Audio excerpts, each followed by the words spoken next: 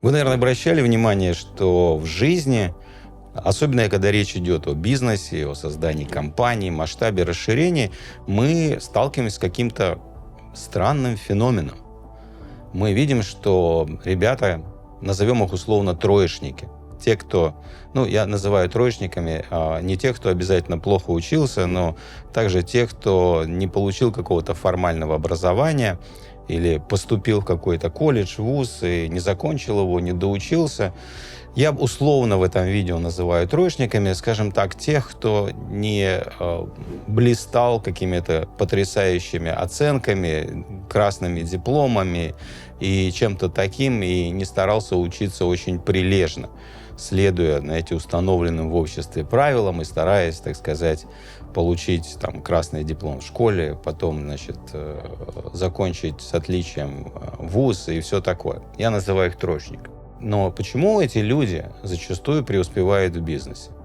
Почему так происходит? Когда мы видим на людей, создающих огромные международные компании, зачастую у них нет какого-то глубокого формального образования. И в то же время, если вы посмотрите, сделаете такую ретроспективу, вспомните отличников, краснодипломников, с которыми вы учились, по крайней мере, в моем опыте, то, что я вижу, что довольно часто эти ребята, они достигают весьма посредственных каких-то результатов в жизни.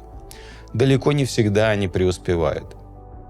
Кстати, напишите в комментариях, а вы к какой категории относитесь? Вы были тем самым троечником или вы были отличником и медалистом? Я могу сказать, что, как ни странно, по результатам средней школы я не был троечником. Но то, как я себя вел, и то, как меня воспринимали преподаватели, они почему-то считали меня чуть ли не двоечником отпетым. На образование тратятся огромные деньги, мы тратим огромное время, усилия наших родителей и всего общества направлены на то, чтобы убедить нас, что нам надо учиться лучше и получать хорошие отметки. И все это занимает очень важную часть какую-то, играет большую роль в нашей цивилизации. Но на практике выглядит так, что как-то это работает странно. Здесь что-то не так.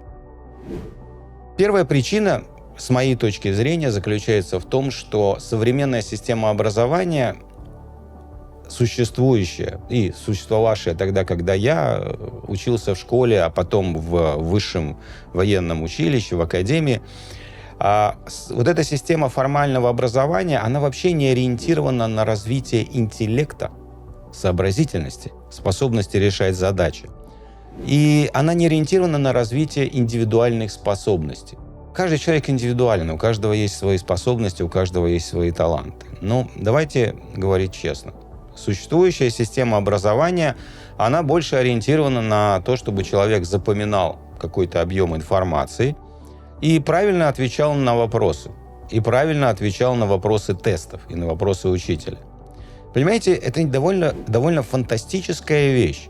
Но вся система образования, она не заточена на то, чтобы ты мог использовать эти знания в жизни.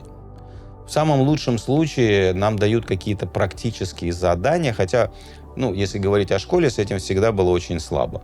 Самым оснащенным был, наверное, кабинет химии, и то он там был полностью в разрухе, и никакие опыты там особо было невозможно провести, но, по крайней мере, когда я учился. Может быть, вам повезло больше, напишите в комментах, это интересно. Но факт заключается в следующем. Когда ты проходишь эту формальную программу образования, никого, в принципе, не интересует, как ты это на самом деле будешь применять в жизни, как ты воспользуешься этими знаниями. О, мистер Пиводи, что мне делать? Что делать? А когда появилась, то есть я еще учился в то время, когда тестов не было вообще никаких, а все экзамены сдавались в форме вопросов, которые ты вытягивал, и ответов, которые ты давал преподавателю. Что было, кстати, очень хорошо, потому что даже не очень хорошо разбираясь в предмете, но обладая способностью убедительно врать и доносить свои мысли, это иногда выручало, это иногда помогало. Сейчас появились тесты, все стало с одной стороны проще, с другой стороны сложнее. Тесты действительно беспристрастны, но тесты тупые, и они еще дальше от жизни, чем просто даже, понимаете, беседа или ответ на открытый вопрос преподавателя все-таки заставлял тебя как-то пытаться понять психологию, как-то развивать какие-то свои, знаете, навыки коммуникации, общения и так далее. В этом было намного больше практичности. Но в любом случае нас заставляет запоминать. И это современная система образования. А жизнь, понимаете, она устроена совсем по-другому. Потому что в жизни нет правильных или неправильных ответов. В жизни есть возможности, которыми ты можешь воспользоваться. В жизни есть какие-то намеки, которые ты можешь распознать. В жизни есть какие-то потенциальная удача, которая к тебе приходит, но ты должен схватить ее за хвост, а для этого ты должен быть быстрым, сообразительным, способным распознать эту удачу и так далее. То есть жизнь — это уравнение с огромным количеством неизвестных. А если человека годами, понимаете, 10 лет, 12 лет сейчас в школе, вау, а потом еще в каком-нибудь колледже или университете, если человека дрессировали буквально запоминать и выдавать правильные, с точки зрения преподавателя, правильные ответы, то это совершенно не то, что ожидается в жизни. Потому что в жизни тебе никто не будет давать теоретическую информацию, а потом просить ответить на какие-то заранее подготовленные вопросы. Жизнь будет давать тебе вопросы, к которым ты совершенно не готов. В общем, первая причина в том, что система образования не ориентирована на практику. Она ориентирована скорее на тренировку запоминания, и поэтому, кстати, очень часто в школе преуспевают ребята, у которых хорошая запоминалка. Чем дольше они запоминают то, что они не понимают, тем больше они перегружают свой разум всевозможным хламом, потому что информация, которую ты запомнил, но которая никак не связана с жизнью, и которую ты не понимаешь, как применить, это просто мусор, это просто хлам. Ты просто становишься ходячей энциклопедией, и, возможно, вы встречали таких ребят, которые являются прям ходячей энциклопедией. Я видел таких. Они вам могут называть даты, имена, какие-то незначительные детали и так далее. Но у меня всегда был вопрос, как ты это можешь применить в жизни? Как это может тебе помочь? Следующая причина, с моей точки зрения, это то, что система образования, как любая большая формальная система, она поощряет в первую очередь тех, кто следует правилам и следует дисциплине. Согласитесь, учителям проще иметь дело с детьми, которые соблюдают правила, которые не шумят, которые не просятся в туалет во время урока, не уходят с середины лекции. Те, кто не задают в ненужный момент неудобных вопросов. Если вы думаете, что учителя и профессора вузов — это какие-то люди, которые знают ответы на все вопросы, я думаю, что это будет несколько преувеличением. Это довольно часто это ребята, которые обладают довольно посредственным объемом знаний. И когда им встречаются ученики, задающие неприятные вопросы, на которые они не готовы отвечать, или на которые у них просто нет ответа, само по себе для преподавателя или профессора уже неприятно и неинтересно, то, конечно, с такими ребятами хочется их заткнуть и, в общем-то, сиди и слушай, не открывая рот. Что-то в этом роде. И они стараются, такие преподаватели, они действительно стараются сделать так, чтобы те, кто нарушает правила дисциплины, становились изгоями. Может, было бы полезнее превратить мистера Поттера и вас в карманные часы? Тогда бы вы приходили вовремя. Мы потерялись. Тогда, может, в карту? Надеюсь, без карты вы найдете свои места? Так, если вы относились к этим ребятам, которые шли наперекор правилам и могли перечить учителям и задавать неудобные вопросы, ставьте лайком этому видео. Мне просто интересно, сколько у меня на канале таких бунтарей, скажем так, которые с детства сами хотели управлять своей жизнью, и не очень-то им нравилось подчиняться правилам, смысл которых на самом деле был не очень понятен. Правила создавались учителями, они создавались для учителей, они не создавались для учеников. А если мы посмотрим на реальную жизнь, если мы посмотрим на предпринимательство, мы обнаружим, что довольно часто твой успех зависит от того, насколько ты можешь идти против течения. Я не говорю о том, чтобы нарушать законы или нарушать какие-то принятые правила, но я говорю о том, чтобы понимать, где проходят границы. Это раз. И потом, что если ты хочешь сделать что-то выдающееся нельзя сделать в рамках существующей модели, существующих правил, существующей системы. Для того, чтобы сделать выдающееся что-то, мы даже используем такой термин, как дисраптор. Ты должен что-то разрушать, ты должен что-то менять и так далее. Какая здесь мораль? Мораль здесь в том, что если человека приучить, что делает формальная система образования, к выполнению дисциплинарных строгих правил и довести это до автоматизма, я думаю, что, это мое мнение, я думаю, что это снижает его способность потом видеть возможности и создавать что-то новое, создавать что-то интересное, а это именно то, на чем зарабатываются самые большие деньги в этом мире. Третья причина, она тоже связана с такими способностями, знаете, как усидчивость, способность фокусировать внимание, разбираться. Это прекрасно, то, что система образования это развивает. И я благодарен своей математической школе и своему радиоэлектронному и компьютерному образованию в военном училище за то, что они мне привили эту способность проникать, разбираться, изучать документы, изучать материалы, копать глубоко. Но если человеку внушить идею, что это является как бы главной ценностью, возможно, он утратит или будет недооценивать такую важную вещь, как коммуникация. Бизнес, достижения в жизни, как правило, связаны с коммуникацией с людьми, со способностью понимать людей. Ты должен быть способным понимать своих клиентов, общаться со своими клиентами, видеть их эмоции, видеть их реакции, понимать, что у них происходит в голове, задавать правильные вопросы. Ты должен быть способен это делать со всеми своими сотрудниками, видеть их настроение, чувствовать, понимаете, фокусироваться. Обратите внимание, отличники, которые сфокусированы на том, чтобы понять или запомнить каждое слово в учебнике, и потом правильно ответить на вопрос преподавателя, они в основном общаются с учебниками. А что в это время делают троечники, такие как я? А я в это время участвовал в нашем местном вокально-инструментальном ансамбле и на выходные устраивал дискотеки в своей школе. И вот это то, что мне было на самом деле интересно. Это то, что меня радовало, веселило. Опять же, девчонки, гормоны и все такое. Кстати, один из ярких примеров человека, который без какого бы то ни было вообще высшего образования смог добиться невероятных результатов, и в первую очередь благодаря навыкам коммуникации, навыкам убеждения, навыкам того, чтобы договариваться с людьми, это был Рэй Крок. Я восхищаюсь этим человеком, я его обожаю. Это основатель Макдоналдс.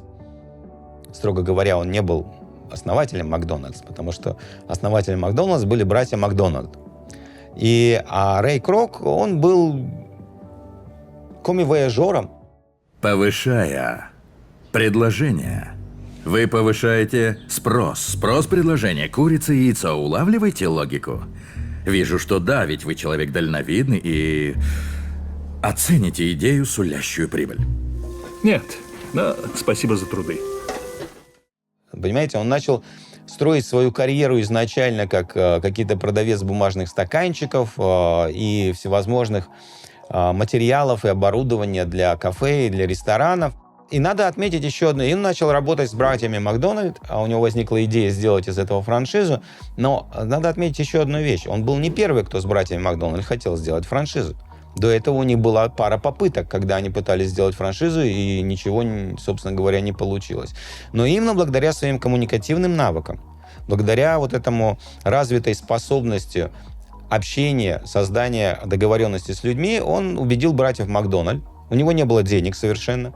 Он их убедил, что он сделает огромную, потрясающую франшизу, все станут богатыми, все станут счастливыми, и они действительно согласились с ним работать.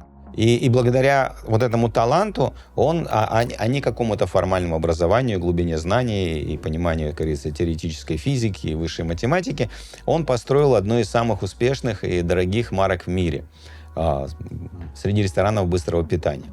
То есть можно сказать, что вот эти коммуникативные навыки были основным драйвером его успеха.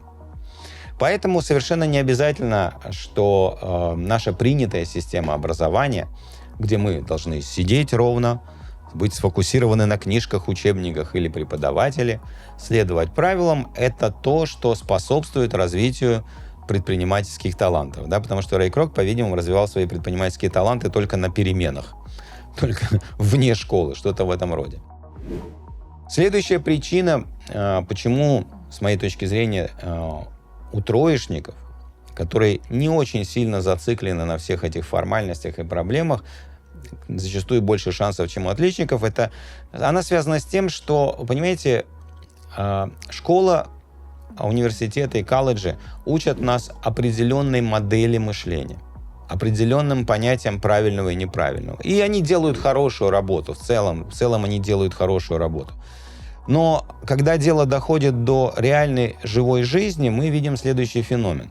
Программы школы, программы колледжей и университетов — это программы, которые, строго говоря, составлялись десятки лет тому назад. А я не говорю, что они полностью устарели, но они составлялись десятки лет тому назад, когда не было социальных сетей, когда была совершенно другая коммуникация, когда были развиты другие индустрии, когда в разных индустриях люди по-разному зарабатывали, да, когда, если вы вспомните, что там было 30-40 лет назад, это был расцвет сетевого ритейла. Если мы говорим про Америку, 30-40 лет назад это как раз то время, когда создавались вот эти огромные, нереального размера торговые ритейловые сети, многие из которых, кстати, сейчас очень активно банкротятся. И все эти программы, все эти ценности, все эти модели, они пропитаны этой эпохой, понимаете? И это я знаю, это звучит довольно странно, парадоксально, но это так. То есть программы составлялись, и ценности, и модель представления о мире задавалась тогда, когда это был действительно расцвет, бум и все такое, но сегодня эта модель, она не жизнеспособна. Сегодня эти ритейловые сети, которые были тогда просто верхом инноваций, вершиной, как говорится, человеческой мысли, они сегодня просто банкротятся одна за другой в Америке. Почему? Потому что онлайн вытесняет, потому что они не выдерживают конкуренции с Амазоном и со многими другими. В общем, когда ты очень сильно веришь в какие-то модели и не способен... у тебя нет так называемого критического мышления. Да? Что очень часто, кстати, развито у троечников, у бунтарей, у тех, кто идет против системы, начиная со школы. У них развито критическое мышление, которое школа, университет, колледж пытается подавлять, потому что с их точки зрения есть только один ответ правильный. Мы, троечники, мы подвергаем все это очень такому критическому разбору. Мы задаем неприятные вопросы и так далее. И когда человека в течение долгого времени приучают, подавляя вот это критическое мышление, подавляя вот эту способность задавать вопросы, а почему это так принято? Вообще, откуда это все взялось? Почему мы так делаем? Почему это нельзя делать по-другому? Когда это задавлено, а очень часто у отличников, медалистов, которые прямо сосредоточены на том, чтобы понравиться учителю, они сосредоточены на том, чтобы получить хорошие отметки. Это критическое мышление ломается, понимаете? И они начинают мыслить шаблонами, они начинают действительно верить в эти шаблоны, они действительно верят в модели, особенно если родители еще им в этом помогают поверить и так далее. Они попадают в такую очень неприятную ситуацию, когда им тяжело справляться с жизнью. Представьте себе, если бы Илон Маск мыслил шаблонами и стремился вписаться в какие-то определенные модели поведения, смогли бы мы когда-либо увидеть электромобили Tesla? Я считаю, что это наш лучший продукт. Это самая уникальная машина. Наконец-то будущее будет выглядеть как будущее. Вы помните, я не знаю, помните ли вы первые электромобили Tesla, но над этим все смеялись. Да, забавная игрушка, очень интересно. Это как сегодня Apple Vision Pro. Вот у меня есть Apple Vision Pro, и я его осваиваю. Я еще так и не нашел серьезного практического применения этой штуковины. Вот точно так же тогда автомобили Tesla. Забавная игрушка. Так себе автомобиль. Он не очень-то комфортный, но зато электрический, и за этим будущее. И, кстати, сам по себе Маск — это один из ребят, который просто бросил учебу ради того, чтобы делать бизнес. Он всего 2 дня проучился в аспирантуре Стэнфордского университета и потом бросил учебу и пошел заниматься бизнесом, предпринимательством. Следующая причина, возможно, почему троечники преуспевают, а отличники терпят поражение. Понимаете, учебные программы составляются очень, то, что называется too general. То есть они составляются очень таким квадратно-гнездовым способом, таким образом, чтобы эта программа подходила для всех. Учебные программы, давайте честно, даже часто в колледжах, университетах, они составляются очень далеко от цели, чтобы человек стал действительно профессионалом в какой-то области.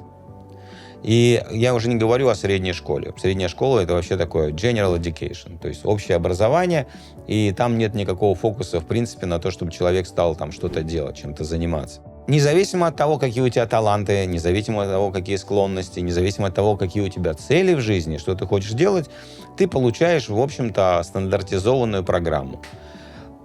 Стандартизованную и по составу предметов, стандартизованную и по динамике. Это тоже очень важный момент, потому что разные люди имеют разную скорость. Для кого-то это слишком медленно, для кого-то это супер быстро. Кстати, для тех, для кого это супер быстро, это не значит, что они менее способны. Я знаю ребят, которые медленно учатся, медленно разбираются, но когда они делают что-то, они получают невероятные результаты. То есть у каждого из нас есть еще такой параметр, как скорость, с которой мы можем воспринимать информацию. И я хочу вам сказать, это не имеет никакого отношения к результатам. Есть люди, которые быстро усваивают информацию и ни хрена применить не могут. Есть люди, которые медленно усваивают информацию и получают невероятные результаты. То есть это просто индивидуальная особенность. Это как, не знаю, скорость речи. Кто-то говорит очень быстро, а кто-то говорит медленно. Но от этого те, кто говорят быстро, зачастую не выглядят умнее и даже не могут передать больше информации. Понимаете, проблема в том, что когда мы говорим о предпринимательстве, у нас нет школ или колледжей, где по-настоящему учат предпринимательству. У нас есть школы и колледжи, где есть стандартные предметы, экономика, право и так далее, математика, литература. И когда отличник по всем этим предметам, понимаете, отличник, который просто он блещет прекрасными оценками, решает открыть бизнес, думая, что он хорошо образован, а для многих же это, понимаете, еще это предмет гордости. Я там лучший студент на потоке и все такое прочее. Я весь обвешан золотыми медалями. Нет ничего плохого получать золотые медали, если ты это делаешь, усваивая знания правильно, при этом не портя свою сообразительность, развивая все остальные навыки и так далее. Я говорю сейчас о тех, кто только сконцентрирован на этом как на каком-то главном достижении в жизни. Они обнаруживают, что, получив весь этот набор знаний, предметов, запомнив все эти важные исторические факты, кто, когда, с кем пил чай, и что потом произошло, и в каком году, в каком месте, в каком месяце и в какой день они подписали какой-то важный документ 750 лет назад и так далее. Необычайно практичная информация, очень помогает в бизнесе. Это сарказм. Леонард, не берусь судить, но мне кажется, что это был сарказм. Да, они вдруг обнаруживают, что, попадая в мир бизнеса, они попадают в мир, где очень мало проложенных тропинок, где очень мало готовых инструкций. И единственное, что они там могут более-менее делать, владея математикой, это, неплохо считать, и хорошо. А тут они обнаруживают, что им приходится иметь дело с людьми в первую очередь, потому что бизнес — это про людей. Им приходится иметь дело с командой, им приходится иметь дело с управлением, понимаете? И ответов на вопросы, как с этим иметь дело, вообще нет. Их не найдешь в каких-то инструкциях, учебниках. Да, ты можешь их найти, но для этого тебе нужно находить книжки, слушать какие-то подкасты, приходить на какие-то курсы и так далее. Кстати, если вы испытываете вот это какое-то состояние или ощущение у вас есть, что вам хорошо бы прокачаться в отношении управления людьми, я вам очень рекомендую. Приходите на мой мастер-класс «Как усилить команду», укрепить фундамент бизнеса и выйти на новый уровень. Я на этом мастер-классе в очень сжатой форме даю главные инструменты, которые помогают, в общем-то, любому человеку управлять бизнесом, управлять людьми, управлять командой так, чтобы она росла и приносила доход. Понимаете, я учился на радиоинженера. То есть это электроника, это излучатели, это радиоволны и все такое. Я защищал диплом на кафедре прикладной математики, потому что, честно говоря, последние 2 года в ВУЗе я вообще не учился. Последние 2 года я практически откупался от всех кафедр тем, что я писал программное обеспечение. Это была такая эпоха, когда появилась компьютеризация, появились компьютеры, но преподаватели не имели никакого представления, что с этими компьютерами делать и как их задействовать в учебном процессе. То есть и поэтому последние 2 года я делал то, что мне нравилось. Я развлекался по полной программе, я писал программы, и мне за это ставили зачеты и экзамены. Поэтому это был военный вуз. Согласитесь, такой подход, наверное, способствует развитию предпринимательского мышления. Я нашел, как решить эту проблему, обходя существующие правила. И это обычное дело. Если вы вспомните первого миллиардера мирового, Генри Форда, который ходил в сельскую приходскую школу, он неплохо учился, но вместо уроков зачастую бегал по гаражам, по мастерским.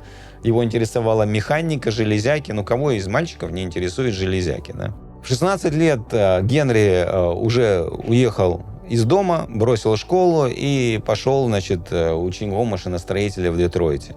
И вот там он действительно поработал на различных заводах, там он усиленно изучал механику, и со временем, в конечном итоге, видите, у нас появилась корпорация Ford и эти автомобили. Что я хочу этим сказать? Я не говорю, что быть троечником – это хорошо. Не поймите меня превратно.